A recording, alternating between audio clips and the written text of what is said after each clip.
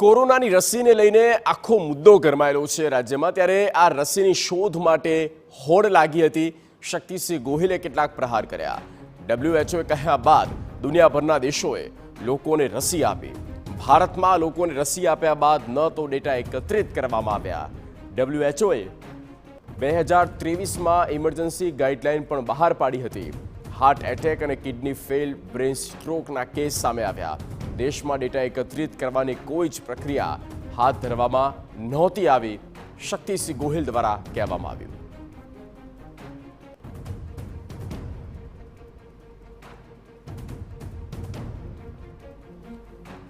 કોરોનાની રસીને લઈને મામલો ગરમાયેલો છે અને તેવામાં હવે શક્તિસિંહ ગોહિલ કોંગ્રેસ પ્રદેશ પ્રમુખ દ્વારા કેટલીક બાબતોને લઈને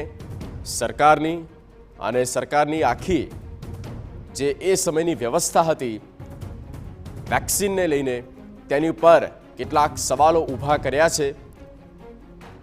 ભારતમાં લોકોને રસી આપ્યા બાદ કોઈ ડેટા એકત્રિત કરવામાં ન આવ્યો। WHO દ્વારા પણ 2023માં એક ઇમરજન્સી ગાઈડલાઈન બહાર પાડવામાં આવી હતી। ઓર્ગેનાઇઝેશને કહ્યું હતું તો એ પછી જો તમે કાળજી લીધી હોય, કારણ કે બીજા દેશોએ લીધી છે કે એનું રેગ્યુલર હેલ્થ ચેકઅપ થાય। આજે મારા રાજ્યમાં અને મારા દેશમાં કેટલાય વ્યક્તિઓ વિના કારણે heart attack, brain stroke, kidney fail, liver ફેલના કારણે મૃત્યુ થયા એ રોકી શકાયા હોય। જો તમે આ ડેટા ભેગો કરીને હેલ્થ ચેકઅપ કર્યું હોય તો આ જીવ બચી શક્યો હોય। તો આ ગુનાહિત બેદરકારી માટે તમારે શું કહેવું છે એ મારી માંગ છે। જે આ ઇન્સ્ટિટ્યૂટ છે જેણે કોરોનાની વેક્સિન બનાવી છે એ એમને ભારત સરકારે હજારો કરોડ નહીં, હજારો હજારો હજારો કરોડ, અમારા પાર્લામેન્ટના સવાલના જવાબ કોઈ જોશો તો આપને મળશે, કેટલા બધા રૂપિયા તમે આપ્યા। ટીકા પણ થઈ જ્યારે પ્રાઇસ ફેક્ટર દુનિયા કરતાં વધારે કોવિશિલ્ડનું ભારતમાં રહ્યું, 400 રૂપિયા અને 600 રૂપિયા। રાહુલ ગાંધીજીએ ટ્વીટ કર્યા હતા બે। એક ટ્વીટ એમનું હતું કે ભાઈ આ ડેટા કલેક્ટ કરો અને આડઅસરની ચિંતા કરો। તો ટ્રોલ આર્મી, ભારતીય જનતા પાર્ટીનું ડર્ટી ટ્રીક ડિપાર્ટમેન્ટ એ રાહુલજીની વિરુદ્ધમાં ઝુંબેશ ચલાવી। બીજું રાહુલજીએ કહ્યું હતું કે ભારત સરકારની લેબમાં કેમ નહીં, તો પણ એમની સામે સવાલો કર્યા હતા ટ્રોલ આર્મીએ। ત્રીજું રાહુલજીએ કહ્યું હતું કે તમે હેલ્થ પેરામીટર્સને ડેટા ચેક કરો। ચોથું ટ્વીટ હતું કે આ પ્રાઇસ છે ખૂબ ઊંચી કેમ, ત્યારે પણ આ લોકોએ કંઈ કર્યું નહોતું। મારો સવાલ છે કે ભારતીય જનતા પાર્ટીના ધન સંગ્રહમાં કોરોનાના વેક્સિન કરનાર કંપનીઓએ છુપા રસ્તે કે સીધા રસ્તે કેટલા કરોડ આપ્યા છે એ દેશની જનતાને ભારતીય જનતા પાર્ટી જાહેર કરીને બતાવે। મારી માંગ છે। સંવાદદાતા શક્તિસિંહ ગોહિલ દ્વારા જે પ્રહારો કરવામાં આવ્યા છે અને કેટલીક બાબતોને સરકાર પર સીધા ચાપખા મારવામાં આવ્યા બાબતોને લઈને ભાજપના પ્રવક્તા યજ્ઞેશભાઈ દવે જોડાઈ ચૂક્યા છે। યજ્ઞેશભાઈ, શક્તિ દ્વારા સ્પષ્ટ કહેવામાં આવ્યું છે કે વેક્સિનેશનને લઈને સરકારે આંધળી દોટ કરી અને કોઈ જ પ્રકારનું ધ્યાન રાખવામાં નથી આવ્યું। જ્યારે રિપોર્ટ સામે આવ્યો છે ત્યારે આખી હકીકત સામે આવી છે। મારે શક્તિસિંહ ગોહિલને કહેવા સમાપ્ત થઈ 3.5 વર્ષ ઉપરાંત થઈ ગયા। બીજી વાત એ છે કે આખા વિશ્વની અંદર ભારતની સરકારને અને ભારતની સરકારે જે કેર લીધી છે એના વખાણ આખા વિશ્વમાં થયા।